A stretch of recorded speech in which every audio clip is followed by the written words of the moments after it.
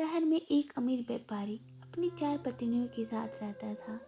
वह अपनी चौथी पत्नी को अपनी बल्कि पत्नियों से ज़्यादा प्यार करता था। वह उसे खूबसूरत कपड़े खरीद के देता और स्वादिष्ट मिठाइयाँ खिलाता। वह उसकी बहुत देखभाल करता था। वह अपनी तीसरी पत्नी से भी बहुत प्यार करता था। उसे उस पर बहुत गर्व भी था, लेकिन वह उसे अपने मित्रों से दूर रखता क्योंकि उसे डर था कि वह उसको छोड़कर किसी दूसरे आदमी के साथ भाग न जाए। वह अपनी दूसरी पत्नी को भी प्यार करता था। दूसरी पत्नी उसकी बहुत देखभाल करती थी और व्यापारी उस पर काफ़ी भरोसा करता था। जब भी व्यापारी को कोई परेशानी होती तो वह अपनी दूसरी पत्नी के पास ही जाता था और वह व्यापारी की हमेशा मदद करती थी और उसे बुरे समय से बचाती थी। व्यापारी की पहली पत्नी बहुत बेवफादार थी। वह घर का देखभाल करती थी।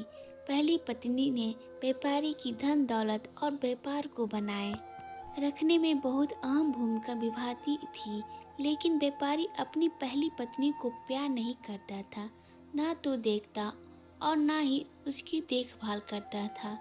लेकिन पहली पत्नी व्यापारी को बहुत प्यार करती थी। एक दिन व्यापारी बीमार पड़ गया। उसकी बीमारी लंबे समय तक चली गई और व्यापारी को लगा कि वह जल्द ही मरने वाला है। उसने अपने शानदार जीवन के बारे में सोचा और खुद से कहा कि अभी मेरी 4 पत्नियां हैं, लेकिन मरूंगा अकेला ही, कितना अकेला हूँ मैं। तब उसने अपनी चौथी पत्नी को बुलाया और पूछा कि मैं तुमसे सबसे ज़्यादा प्यार करता हूँ, महंगे कपड़े और स्वादिष्ट मिठाई खरीद कर देता हूँ। अब जब मैं मरने वाला हूँ तो क्या तुम मेरा साथ दोगी और मेरे साथ चलोगी? पत्नी ने कहा, बिल्कुल नहीं। उसने आगे कुछ नहीं कहा और वहाँ से चली गई।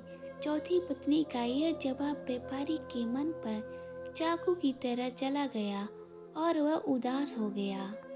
अब व्यापारी ने अपनी तीसरी पत्नी को बुलाया और कहा, मैंने जिंदगी भर तुमसे बहुत प्यार किया।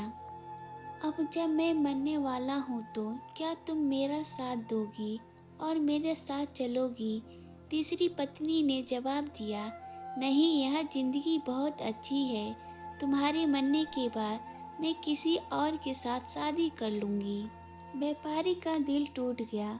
तब उसने दूसरी पत्नी को बुलाया और कहा कि जब भी मैं किसी परेशानी में होता हूँ तो तुम्हें याद करता हूँ और तुम हमेशा मेरी मदद करती हो।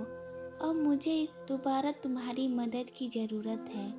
जब मैं मर जाऊँगा तो क्या तुम मेरा साथ दोगी और मेरे साथ चलोगी? तीसरी पत्नी ने जवाब दिया, मुझे माफ़ करना, इस बार मैं तुम्हारी मदद नहीं कर सकती। हम कब्र में तुम्हें दफनाने तक तुम्हारा साथ जरूर दूंगी। इस उत्तर से तो जैसे व्यापारी पर बादल ही फट पड़ा। तब तक एक आवाज़ आई, मैं तुम्हारा साथ दूंगी और तुम्हारे साथ चलूंगी जहाँ तुम जाओगे। व्यापारी ने देखा ये पहली पत्नी की आवाज़ थी।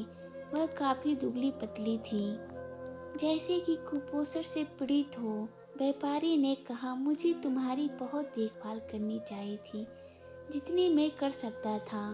दरअसल हम सभी के जीवन में 4 पत्नियां होती हैं। चौथी पत्नी हमारा शरीर होता है।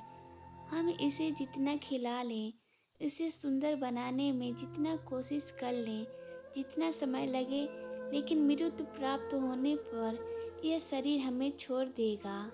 तीसरी पत्नी है हमारी संपत्ति। जब हम मर जाएंगे तो ये दूसरे के पास चली जाएगी। हमारी दूसरी पत्नी होती है परिवार और मित्र, चाहे यह हमारे कितने भी करीब क्यों ना हो, कितना ही प्यार क्यों ना करते हो, लेकिन ज़्यादा से ज़्यादा हम हमारे कब्र तक या हमें जलाने तक ही हमारे साथ रह सकते हैं। हमारी पहली पत्नी है हमारी आत्मा। संस्कारी खुशियों के लिए हम अपेक्षा करते हैं। केवल यही वह चीज़ है जो हमारा साथ देगी और जहाँ जहाँ हम जाएंगे हमारे साथ साथ जाएगी। इसीलिए हमें अभी से इसके साथ अपने संबंधों को विकसित और मजबूत करना चाहिए और इसकी देखभाल करनी चाहिए, इसे शुद्ध करना चाहिए। अगर आपको कहानी पसंद आए, मेरे चैनल को सब्सक्राइब करिए, लाइक करिए।